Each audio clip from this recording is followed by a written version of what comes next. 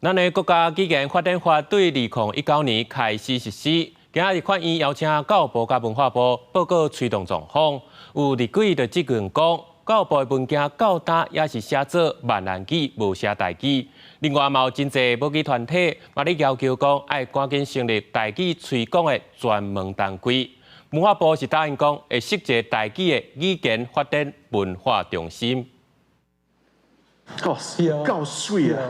台北国际电脑店 NVIDIA 创办人黄仁勋、加比超美创办人梁建雄拢讲台语，引起社会关注台语。但是，初六立法院教育文化委员会质询的时，有立委批评教育部，即马官方的台语认证考试，也是号做闽南语语言能力考试，到底什么时阵才通正名做台语？伊头拄仔讲有够水的啦，署长有够水啦，我咧讲什么话？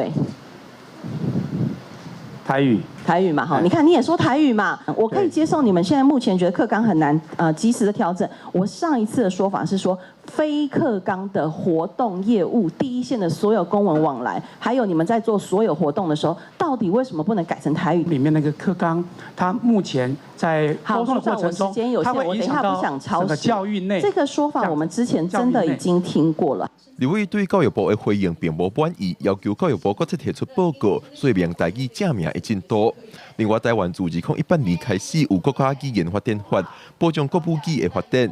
但是有立委对台语认证考试的报名人数发现，唔那考试人数下降。另外，少年辈虽然伫学校有母语课程，但是考试现场人数却无理想。112年跟前面2年来比较。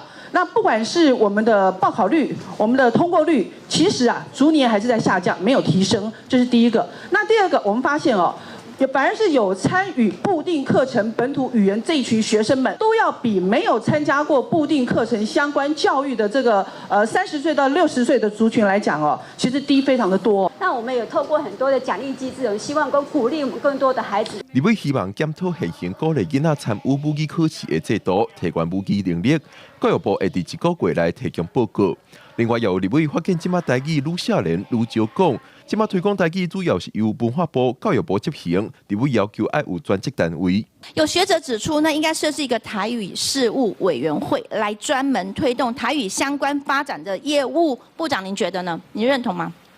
认同啊，因为我们目前就是朝着先要成立一个像多语言发展的一个文化中心。另外，有立委讲，即马推广客家文化的客家文化园区，全台有24大，关注民文化园区有30大，但是即马全台湾只有一个民间成立的台语文园区。立委要求要由中央设立台语文化园区推广台语。